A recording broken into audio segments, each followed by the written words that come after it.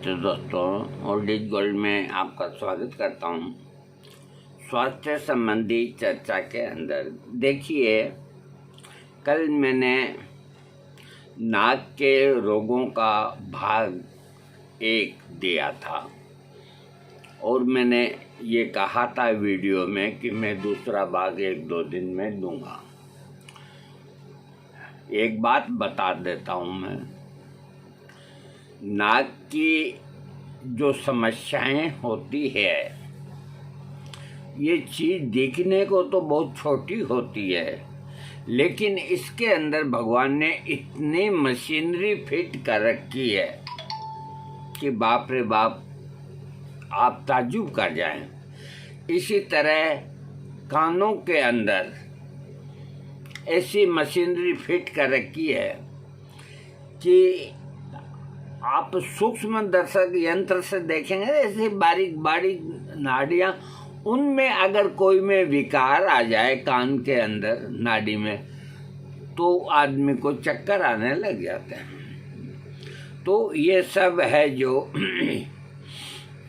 जांचों से ही पता लगता है, या डॉक्टर है जो एक्सपर्ट होते हैं वो पता लगा सकते हैं। ये वैद्यों का बस का रोग नहीं, कोई मेरी बात का बुरा नहीं माने।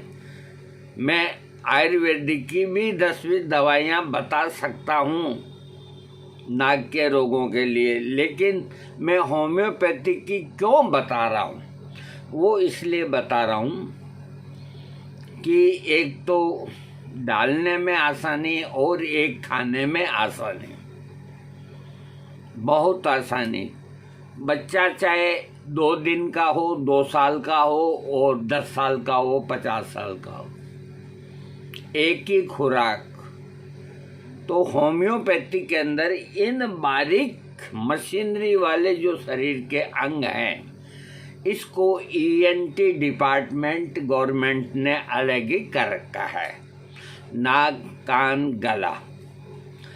अगर ये कोई मामूली चीज़ें होती तो आप खुद सोचिए कि फिजिशियन क्यों नहीं देखता इनको। जब फिजिशियन बाकी सभी चीज़ें देखता है, छाती देखता है, पेट देखता है,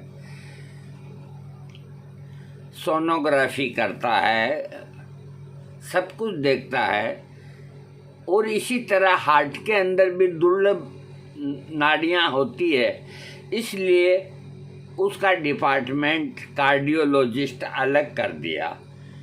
क्योंकि उस एक हार्ट के अंदर जो एप्पल के बराबर होता है अपना हार्ट, उसमें इतनी मशीनरी ऊपर वाले ने फिट की है, अरे बाप रे बाप।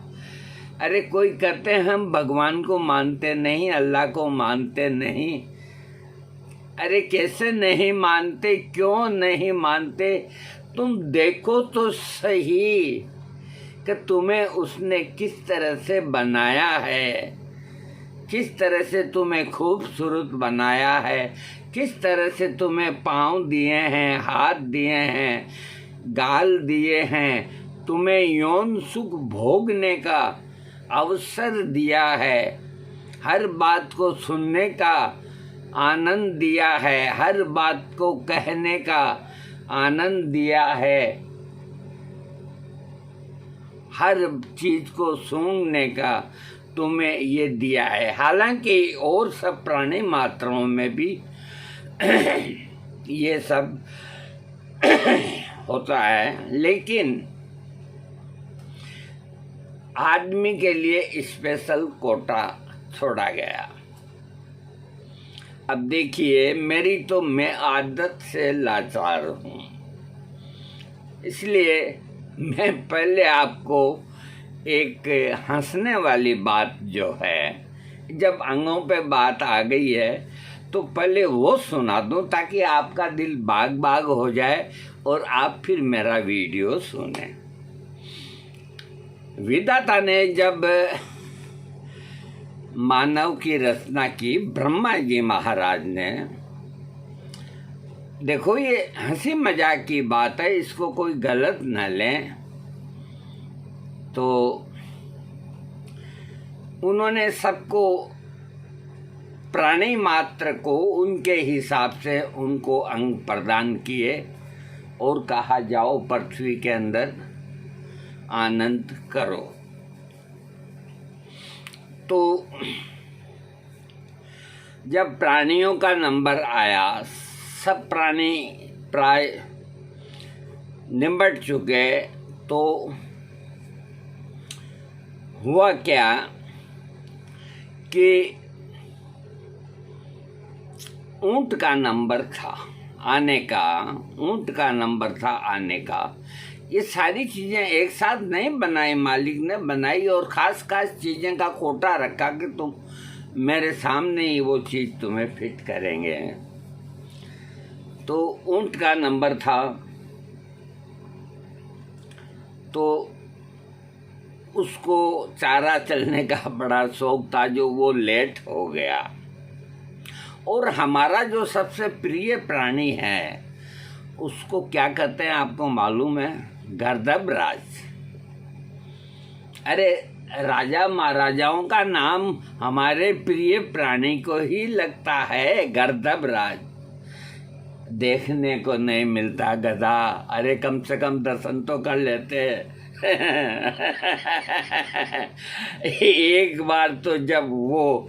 एक बार हमने किस्सा सुनाया था 5वीं टांग का।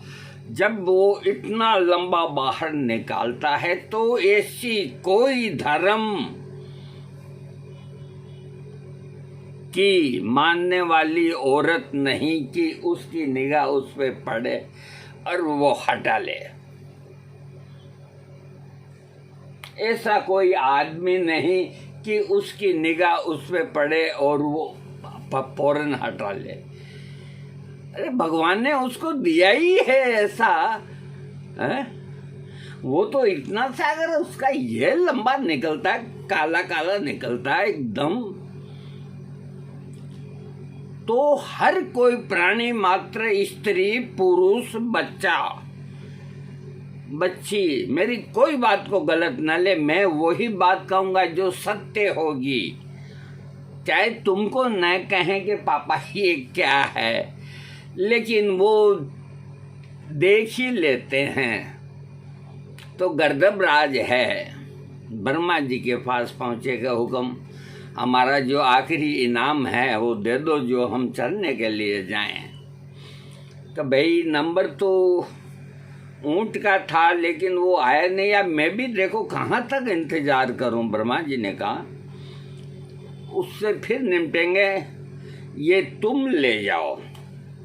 तो ये लंबा उन्होंने उतार के लोकर में से, जो महाराज ये तो बहुत लंबा है, तो आनंद भोगो, तुम नसीब वाले हो। ये बनाए तो भारी भरकम लंबे चौड़े ऊंट के लिए मैंने था, लेकिन वो बदनसीब नहीं पहुंचा। और मेरे यहाँ जो आ जाता है तो इतना टाइम नहीं है कि दोबारा मैं किसी को बुलाऊं। तो साहब वो लिंग है जो गर्दभराज को, यानी कि हमारे गधे महाराज को, सुबह सुबह अगर उसका स्मरण कर लो ना, तो जिनकी ख्वाहिश होती है कि मोटा लिंग चाहिए, तो जरूर गर्दभ महाराज की कृपा होगी, तो उनको मोटा लिंग हो जाएगा। मेरे कहने से रोज एक बार उसको याद कर लिया करो। अरे औरों को याद मत किया करो, सांड को याद मत करो, ये तिकी चोंच की तरह होती है। हाँ, गर्दभराज को याद कर लिया करो। तो वो उसके फिट कर दिया और गर्दभराज ढींचू ढींचू ढींचू ढींचू रवाना हो गए। क्या दिया है मालिक ने, उठा उठा के पटके, हाँ, और कुछ नहीं तो अपनी छाती के ही मारे। अब वो वहां से रवाना हो गया और थोड़ी देर के अंदर ऊंट पहुंचे कि महाराज हमारा वो कीमती जो अस्त्र है, कुछ हम लेट हो गए चारा चरने में। कि भाई लेट हो गए तो तुम्हें मिलेगा तो सही, ऐसी कोई बात नहीं है। मेरे यहाँ कोई भेदभाव नहीं है, हर प्राणी मात्र को मैं सबको दिया है, तुमको कैसे नहीं दूंगा। लेकिन जो तुम्हारे लिए था, तो अभी थोड़ी देर पहले गर्दभ राज आए थे जो मैंने उनको दे दिया। तब कोई बात नहीं, उनको दे दिया तो आपके यहाँ क्या कमी है, मेरे को भी दे दो। कि दे तो दूंगा, लेकिन अब मेरे पास जो बचा है लोकर के अंदर, अब वो इतना सा है, वो तुमको लगाऊंगा। अरे महाराज, मार दिया तुमने मेरे को, इससे तो अच्छा कि मैं जहर खा के मर जाता। मेरा डील डोल, मेरे पाँव, मेरी गर्दन, ये सब इतने लंबे लंबे चौड़े चौड़े तुमने बना दिए, और इतनी सी बनाई जो ध्यान से देखने के बाद में भी नहीं दिखती है। तभी तुम्हारे लिए तो यही है, नहीं तो हमेशा के लिए नपुंसक हिजड़ों में भर्ती हो जाना। कब जो आ गया महाराज, जो आप देंगे, कि तुम्हें सुख तो वही प्राप्त होगा, लेकिन एक देखने का जो आनंद है वो तुम्हारा बाप ले गया। तो वो इतना सा कि एक लिंग ऊंट राजा के जोड़ दिया, तो आप कभी ध्यान से देखोगे तो आपको पता ही नहीं चलेगा। तो दोस्तों, ये हुई हंसने हंसाने की बात, दिल को खुश करने की बात। हाँ, अब मैं आपको इसी तरह हर एक चीज का स्पेशलिस्ट होते हैं। तो कोई चीज छोटी होती है तो वो कमजोर नहीं होती। ऊंट को अगर छोटा दिया है तो वो कोई कमजोर नहीं है, लेकिन अब दिखने में छोटा दिखे तो उसका तो वो भी बेचारा क्या करे, लेट हो गया। तो मैं आपको नाक के अन्य रोग, उसका भाग द्वितीय मैं आपको अब बताता हूँ। आप भी कहेंगे कि बुढ़ा जाने कहाँ कहाँ से। हाँ, कल भाग 1 बताया था मैंने, और लास्ट के अंदर कल जब मैंने वीडियो समाप्त किया था तो मैंने कहा था कि लेमना माइनर नाक के अंदर अर्बुद, यानी कि कई लोग इसको साइनस में भी काम करता है और वह गांठ घूम रहा, तो लेमना माइनर इसकी खास दवा। आगे बढ़ता हूँ मैं। अब मैं आपको बताता हूँ कि नाक के अग्रभाग की लाली, नाक का अग्रभाग ये है, ये मैं टच कर रहा हूँ मेरे नाक का, इसको अग्रभाग करते हैं। अग्र का मतलब आगे का भाग करते हैं। जो तरीका मेरा है ना पढ़ाने का या समझाने का या बताने का, ये किसी डॉक्टर को आपको नहीं मिलेगा। अरे वो कुछ जानते ही नहीं है, उनको वो क्या बताएंगे। हाँ, तो नाक का अग्रभाग की लाली, ये अगर नोक लाल हो जाए। अब मेरे को एक चीज़ और याद आ गई, वो इसी से रिलेटिव है। देखो, मजाक जो होती है वो तो मैंने कर ली, वो इसी से रिलेटिव है कि जिस आदमी को,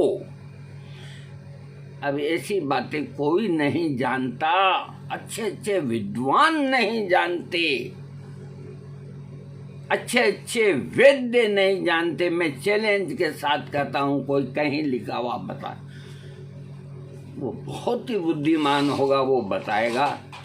जब आदमी को अपनी इन आंखों से,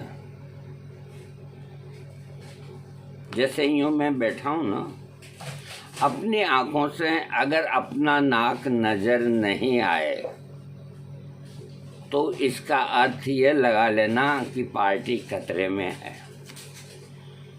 या तो आपके शरीर में बहुत भयंकर रोग है, व्याधि है, या आप कुछ ही दिनों के मेहमान हैं। मेरे ये कहने का मतलब ये नहीं कि आप रोज जाके कांच में देखो, नहीं, ऐसा नहीं करना। यूँ एक आंख बंद करोगे तो थोड़ा हिस्सा दिखेगा, यूँ एक आंख बंद करोगे तो ये इधर का हिस्सा दिखेगा, लेकिन ये दोनों आंखें अगर खुली रहेगी, भगवान ने क्या बनाया है, तो नाक नहीं दिखती आदमी को। और जब नाक पूरी दिखने लग जाती है तो उसकी मृत्यु निकट है, कोई बुरा नहीं माने।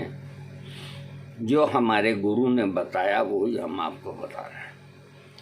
तो नाक के आगे के भाग में लाली हो जाती है तो सबसे पहले दवा होती है बेलाडोना।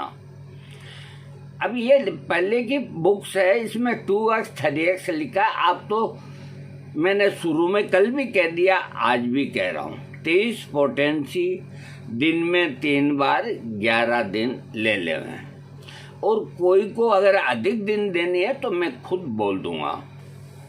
तो बेलाडोना 30 पोटेंसी का प्रयोग करें तो ये आगे की लाली है ये खत्म हो जाएगी। दूसरी दवा है सल्फर। सल्फर नाक के बाहर का अग्रभाग के हल्की प्रदाह में उसमें लाभ करता है।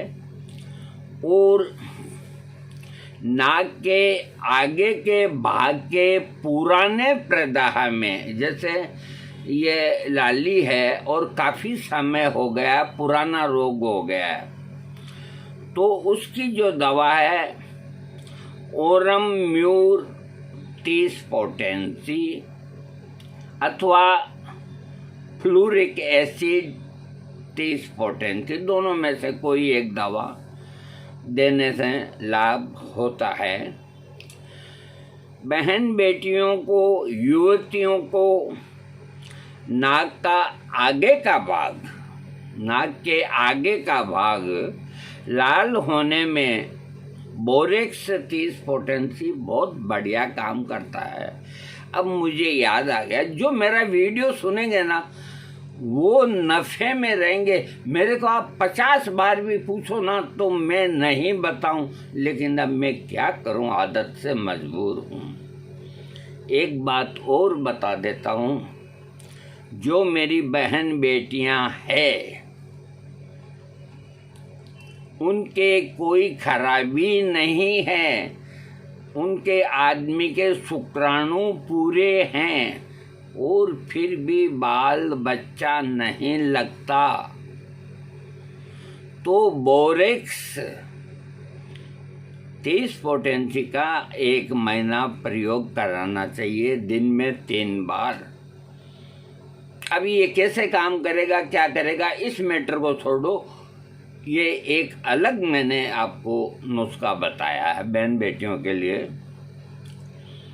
और अगर खाना खाने के बाद नाक का आगे का भाग लाल हो जाए, खाना खाते हैं ना तो कई आदमियों को तो पसीने आते हैं, ये लाल होता है, ये लाल होता है, या तो मिर्च की वजह से या कोई का स्वभाव होता है। तो खाना खाने के बाद अगर लाल हो जाए आगे का भाग, तो एपिस मेलिफिका 30 पोटेंसी का प्रयोग करने से ये समस्या ठीक हो जाती है।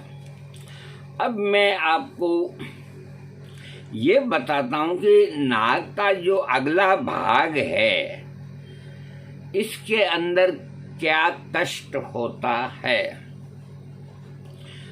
अग्रभाग के विभिन्न कष्टों के लक्षणों अनुसार दवाई अगर देंगे तो रोगी जल्दी ठीक होता है। एक दवा है कि नाक के नोक के ऊपर अगर फुंसी हो जाती है या फुंसियाँ हो जाती है तो एमोनियम कार्ब 30 पोटेंसी दें। और नाक की नोक पर ये पुराना होने पे, नया का तो गया बेलाडोना वगैरह, वो पुराना होने पे नाक की नोक पे अगर पीप भर गई और फुंसी है तो कैलीबाइक्रोमिकम 30 पोटेंसी दें। और नाक की नोक पर दर्द भरा फोड़ा होने में बोरेक्स सुहागा से बनता है, बोरेक्स 30 पोटेंसी दें। और आगे का भाग को खुजलाने से वो लाल हो जाता है, पपड़ी सी उतरने लग जाती है, तो साइलिसिया, बायोकेमिक की साइलिसिया 6x दिन में 4 बार 15 दिन दें, अथवा 30 पोटेंसी 11 दिन दें। अब आगे बढ़ता हूँ मैं। देखो, मेरे को ये चिंता नहीं है वीडियो कितना बड़ा बनता है जो बनता है। हाँ, अब मैं आपको बताता हूँ कि नाक के आगे के भाग पर जलन के लक्षण अगर होते हैं तो ऑक्जेलिक एसिड 30 पोटेंसी दें। नाक के आगे के भाग पर खुजली तथा अकड़न अगर होती है तो कार्बो एनिमल्स 30 पोटेंसी दें। अब मैं आगे बढ़ता हूँ। मैंने ये अग्रभाग बताए। अब मैं आगे बढ़ता हूँ कि नाक की जड़ के अंदर तकलीफ होती है। इतनी दवाइयाँ आयुर्वेद में नहीं है मेरे भाई, नहीं है। एलोपैथिक वाले कर देंगे ठीक जैसे तैसे करके भी, बाकी आयुर्वेद में नहीं है। और अगर है तो जो शल्य क्रिया करने वाले चरक जैसे आज विद्वान नहीं, तो नाक की जड़ के अंदर तकलीफ होना, कष्ट होना, तो नाक की जड़ के तकलीफ में कैलिबाइक्रोमिकम 30 पोटेंसी नाक की जड़ में दबाव अगर महसूस होता है तो देने से ठीक हो जाती है। और सिर दर्द के कारण नाक की जड़ में अगर दबाव होता है तो कैप्सिकम 30 पोटेंसी देने से ठीक हो जाती है। अब मैं और आगे बढ़ता हूँ। नाक में फुंसियाँ, आप ताज्जुब करेंगे कि एक नाक के अंदर क्या क्या होता है, ताज्जुब करेंगे आप। नाक में फुंसियाँ, नाक में पीप भरी फुंसियाँ होने पर, बाहर भी अंदर भी कहीं भी, पेट्रोलियम 30 पोटेंसी का प्रयोग करने से समस्या ठीक हो जाती है। और नाक के अंदर पीप, दर्द और पीप भरी हुई फुंसी है तो कैलिबाइक्रोमिकम 30 पोटेंसी प्रयोग करें। तो इसका जो रोगी होता है कैलिबाइक्रोमिकम का, तो वो जब नाक को प्रेस करता है तो एक डोरे की तरह श्लेष्मान निकलता है। अगर ये लक्षण है तो फिर शरीर में कोई भी रोग होगा तो उसको भी ठीक होना पड़ेगा। अगर कोई दमा रोगी है, कफ सूंघता है, तो उसके कफ को मुंह से लेके नीचे पांव तक डोरे की तरह लटकता है। जिस किसी बीमारी में, जिस किसी व्यक्ति के अंदर इस प्रकार का अगर लक्षण दिखे तो रोग के ऊपर मत जाओ, कैलिबाइक्रोमिकम 30 पोटेंसी का प्रयोग करो। अब मैं आता हूं नाक में अकड़न। नाक में अकड़न होने पर ग्रेफाइटिस 30 का सेवन करने से, और इसी का मरहम आता है, ग्रेफाइटिस का ऑइंटमेंट आता है होम्योपैथी की दुकान पे, तो वो लगाने से आराम हो जाता है। अब मैं बढ़ता हूँ नाक में अर्बुद। नाक के अंदर अर्बुद, अंग्रेजी में इसे कहते हैं नोजल पॉलिप्स, इस नाम से अंग्रेजी कहते हैं। ये अर्बुद नाक के भीतर श्लेष्मिक झिल्ली से उत्पन्न होता है। यह श्लेष्मिक झिल्ली की एक गांठ सी होती है। ऐसी गांठें एक अथवा अनेक भी हो सकती है। ये चिकने, कोमल, नीली आभायुक्त, सफ़ेद, इधर उधर हटने वाली होती है। कभी कभी इनमें पीप उत्पन्न हो जाती है। जब नाक के अंदर अर्बुद होता है तो ये लक्षण होते हैं। ऐसे अर्बुद वाला रोगी जब बात करता है तो ऐसा लगता है कि वह नकिया कर मतलब नाक से बोलता है। तो मुझे याद आ गई एक वो गायिका थी शमशाद बेगम, तो वो नाक से ही गाती थी, तो बड़ी सुप्रसिद्ध हुई। कई औरतें हैं तो उनकी बोलचाल की भाषा में कहते हैं कि वो नाक से बोलती हैं। सैया जल्दी आना दे, आके वापस जलना दे, छुम छुम छुम। तो इस तरह नाक से उसकी भी एक क्वालिटी होती है, लोग उसे पसंद करते हैं। तो मैं बता रहा था कि ऐसा लगता है कि नाक से बात करता है। मुंह से श्वास लेना तथा छोड़ना, मुंह खुला रखना, रोगी नाक के बाहर के भाग का बढ़ जाना, नाक सिनकते समय अर्बुद का नासा छिद्र के समीप झुक आना तथा सांस का रुक जाना आदि लक्षण इस रोग में प्रकट होते हैं। जब नाक के अंदर अर्बुद होता है तो इसकी ये दवाइयाँ हैं। फार्मिका रूफा 30 पोटेंसी डॉक्टर कूपर कहते हैं कि इस रोग की सर्वश्रेष्ठ दवा है। डॉक्टर कूपर बड़े महान डॉक्टर हुए थे, जर्मनी के या इंग्लैंड के, जहाँ की विदेशी हुए थे। तो वो कहते हैं कि फार्मिका रूफा 30 पोटेंसी इस रोग की खास दवा है। अधिक वर्षा में इसके लक्षण बढ़ जाया करते हैं।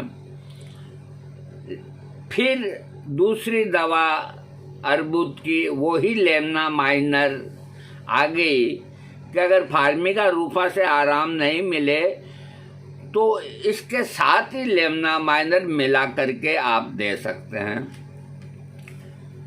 नाक में श्लेष्मिक अर्बुद के कारण बड़े बड़े छिछड़े बढ़ना, उनका निकलते रहना। छिछड़े जानते हो देसी भाषा में क्या कहते हैं? पपड़ी सी, गूंगे कहते हैं। ऐसे नाक में कई लोगों की आदत होती है, यूं किया यूं निकाल के पहले देखेंगे जैसे कोई नूर का हीरा हाथ लगा है, फिर यूं फेंक देंगे। अरे दूसरे लोग देख रहे हैं, थोड़ा ध्यान दो मेरे भाई। ऐसे बहुत से आदमियों की आदत आप देखते रहना, कोई बात नहीं।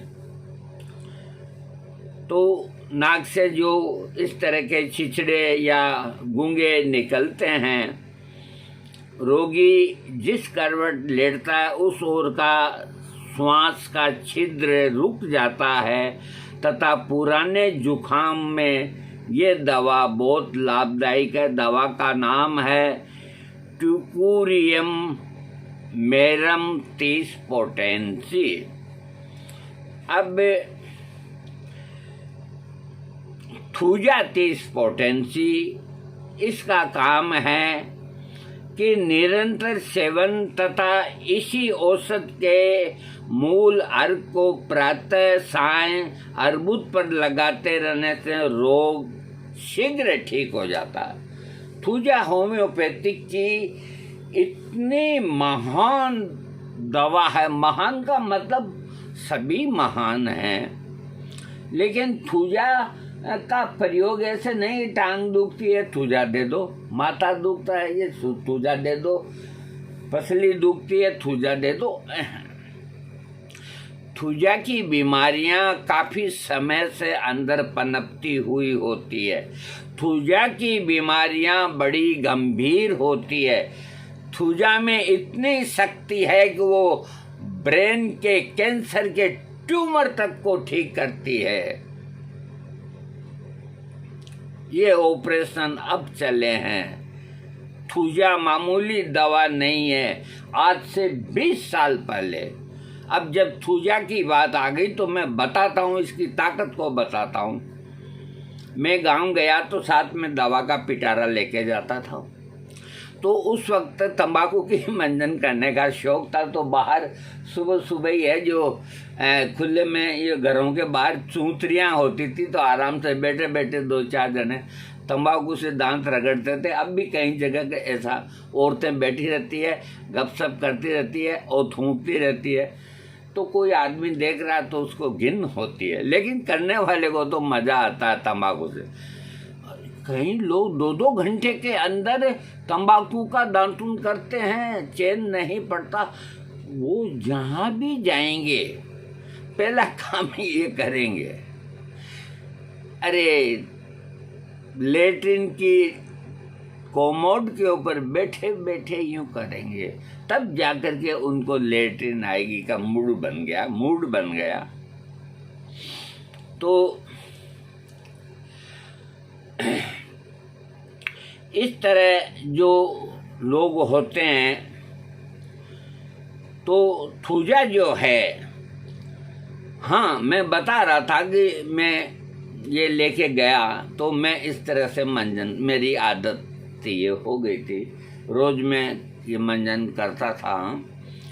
मैं 5 सेकंड का विराम लेता हूँ, तो मैं दातून कर रहा था। तो हमारे यहाँ का कस्तूरी दंत मंजन बड़ा प्रसिद्ध था। आज भी यहाँ जितना कोटा बूंदी के अंदर लोग तंबाकू का ये करते हैं, सबको, किसी को गाल का कैंसर होता है, किसी को गले का कैंसर होता है। अरे मैं हाथ जोड़ के, हमारे में भी नादानी थी या कैसे भी मान लो, या हमारे मन पे काबू नहीं था, हमने जो किया वो गलत किया, उसकी माफ़ी मांगते हैं। लेकिन ये तंबाकू का मंजन कोई नहीं करे। इससे क्या होता है कि जो अपना खाना पचाने वाली जो लार होती है, जो अंदर ही यहीं बनती है, यहीं रहती है, तो कोई चीज़ अपन खाएंगे तो वो सक्रिय हो करके और खाने को डाइजेस्टिव करती है। तो ये मंजन जो करने वाले होते हैं तो उनके मुंह से लार गिरती है, तो दिन में 4-5 बार वो करेंगे तो जितना स्राव लार जो आप खाते हैं उसको पचाने में काम में आना चाहिए, वो ज़मीन के अंदर आप डाल देते हैं। तो उन लोगों का मुंह सूखता है, खुश्की रहती है, लेकिन आदत से मजबूर फिर रगड़ा, कुछ ना कुछ खा लेते हैं, गला सूखता है। तो जिनमें भी ये आदत है तंबाकू की, दातून की, अथवा आजकल तंबाकू के ये दातून का पेस्ट आता था, मैंने देखा, अब आता नहीं आता मुझे पता नहीं, उससे भी करते हैं तो वो भी बहुत खराब है, तो इसका प्रयोग बंद कर दें। तो मैं इस तरह दातून कर रहा था, बात चल रही थूजा की। अब थूजा की बात चल रही तो एक औरत, उसकी उम्र थी लगभग 65 साल की, हाथ में लकड़ी। अब गांव के लोग 65 साल के यूँ लगते हैं जैसे 80 साल के हों। वो आकर के हमारे सामने खड़ी होगी, कहा गोपाल जी किसका नाम है? मैंने कहा भाई मेरा ही नाम है माँ, बोलो क्या काम? तो मैं सुनती हूँ कि आप इलाज करते हो। मैंने कहा जो बनता है वो कर देता हूँ। तो कहा आप मेरा सिर दर्द अगर ठीक कर दो तो मैं आपको पक्का वैद्य मानूंगी, और मेरा सिर दर्द अगर आपसे ठीक नहीं होता ना तो आप कुछ भी नहीं जानते हो। मैं मेरे सिर दर्द की वजह से पूरी रात नहीं सो पाती, इधर घूमती हूँ, इधर घूमती हूँ, इधर घूमती हूँ। और मेरा पति है गांव के औषधालय में दवाई कूटने की नौकरी करता है, गरीब आदमी है हम। बाहर कहीं सब जगह किसी ने इकट्ठे करके पैसे दिए, बीकानेर दिखा के आगे, जांच में कोई आती नहीं है। बेटा तुम मेरा ये सिर दर्द ठीक कर।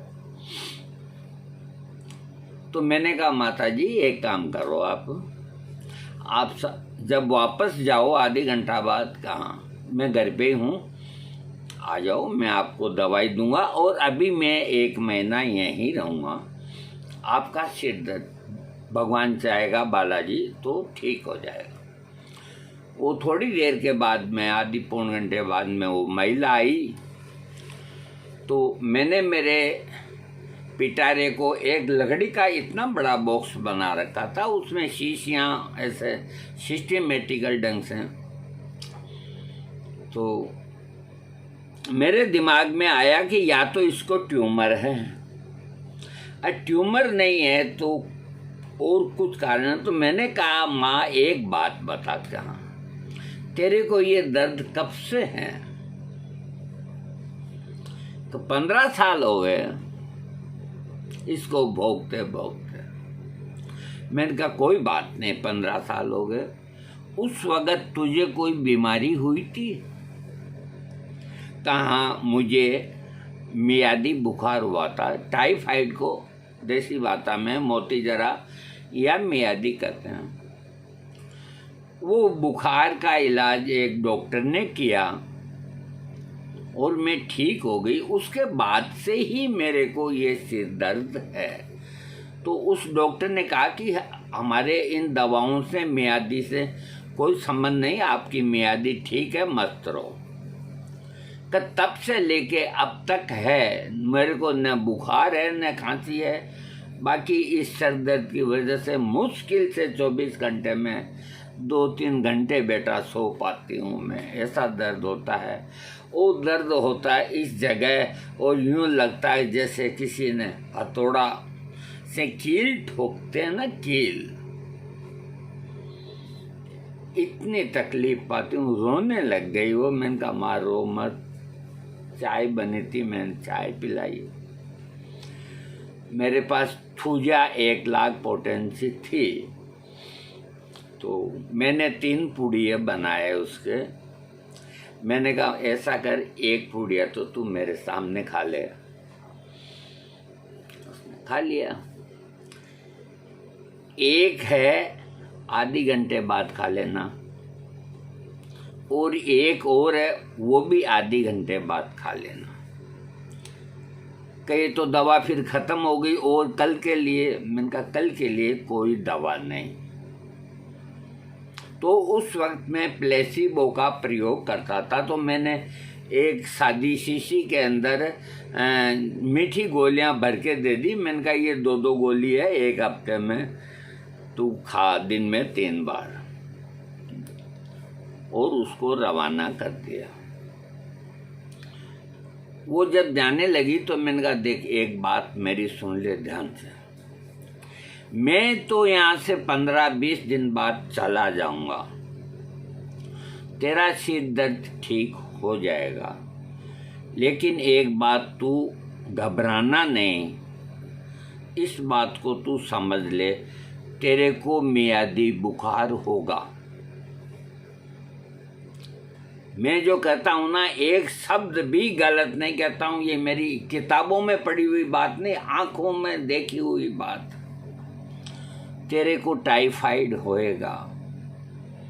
तो मेरे को फिर होगा? मैंने कहा होगा, लेकिन तू एक काम करना, जहाँ तुम्हारे पतिदेव दवाइयाँ कूटते हैं वहाँ जो बेदराज बैठे हैं, मैं उनको भी बोल दूँगा। तो अब के होए 2 दिन ज़्यादा लगे, तू देसी इलाज ही ले लेना,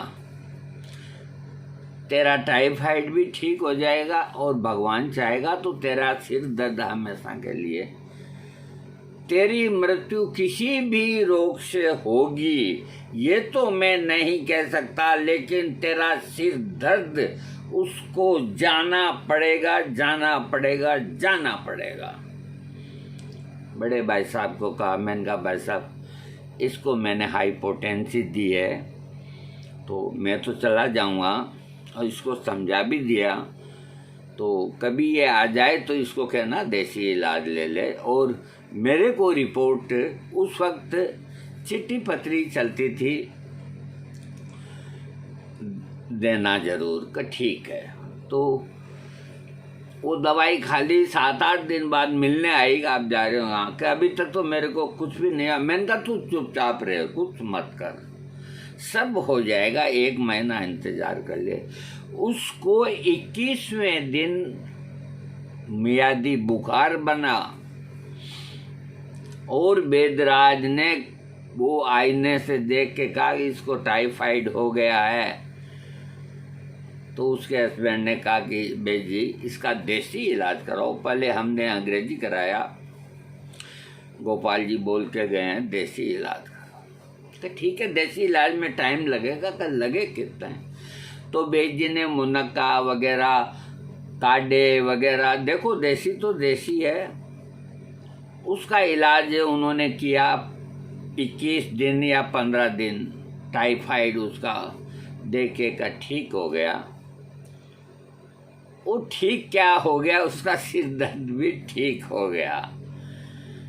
तो भाई साहब ने लिखा मेरे को लेटर के अंदर कि गोपाल तू जिसको दवाई दे के गया था उसका सिर दर्द बिल्कुल खत्म हो गया, और वो तुम्हारे को बहुत आशीष यानी कि दुआएं मतलब दे कर के गई है कि उनको लिख देना कि मेरी ओर से मेरे को इस कष्ट से उन्होंने छुटकारा दिलाया।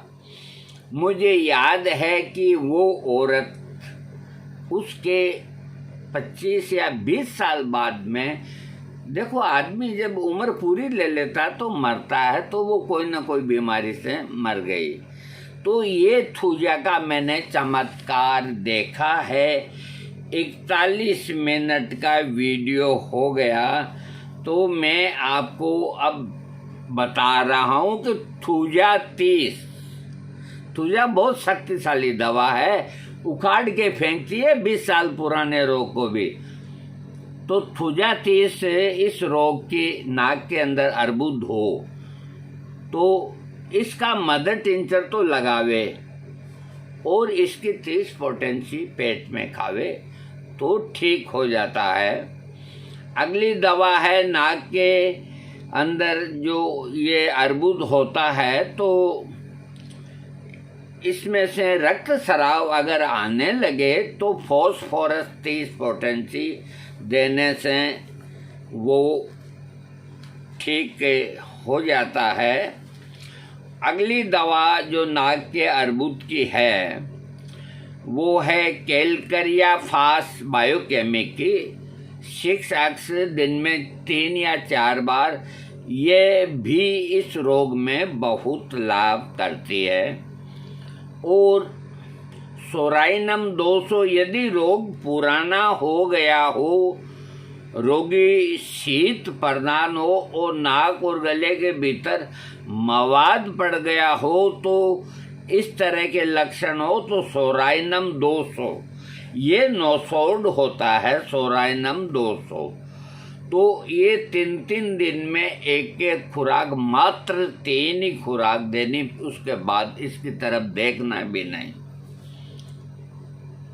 हाँ, यदि रोग पुराना हो गया हो तो सोराइनम ये मैंने जैसे बताया देवें। और जो ट्यूकुरियम नाम की दवा आती है उसका मदर टिंचर लगाए।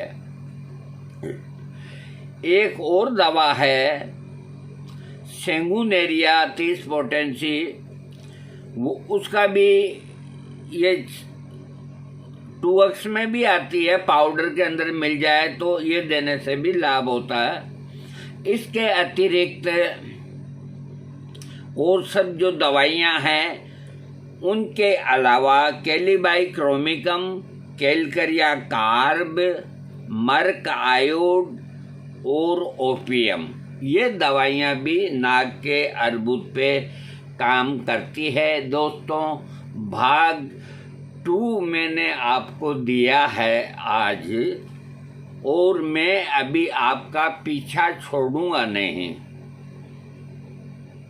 भाग 3 इसी नाक का मैं आपको कल या परसों आपकी सेवा के अंदर। हम तो जाते अपने गांव में, सबकी राम राम राम, बोलो राम राम राम। हम तो जाते अपने गांव। तो बहुत जल्दी मैं आपके सामने भाग 3 को लेकर के हाजिर होऊंगा। वो तीसरा भाग छोटा होगा, लेकिन करीब करीब टाइम लग ही जाता है। तब तक आप थोड़ा इंतज़ार कीजिए, आपको वीडियो अच्छा लगे सब्सक्राइब करें। मैं हर वीडियो के नीचे लिखता हूँ डिस्क्रिप्शन में कि मेरा वीडियो पूरा सुने, आपको अन्य रोगों की भी जानकारी होगी। तो कोई एक ने मेरे को व्हाट्सएप में कहा कि आप जो सब्जेक्ट बोलते हो, जिसके सब्जेक्ट में जो बीमारी है जिसके बारे में बताते हो, तो बीच के अंदर आप दूसरी बीमारी को क्यों बताते हो। तो ये मैं इस तरह की बात कोई मेरे को न कहें, जिनको अच्छा लगे सब्सक्राइब करें, न लगे न करें, क्योंकि बिना इस तरह की बात आए बिना कोई पूरा समझ नहीं सकते, और समझाना ही एक तरह से चिकित्सा है। अगर फटाफट बोल बुला करके 7 मिनट में वीडियो ख़त्म कर दिया, अपने घर चले गए, अरे फिर रोगी है जो पूछते पूछते परेशान हो जाए। ऐसा काम मैं नहीं करता हूँ, पेंडिंग का काम कभी नहीं करता हूँ। जय श्री राम, थैंक्स।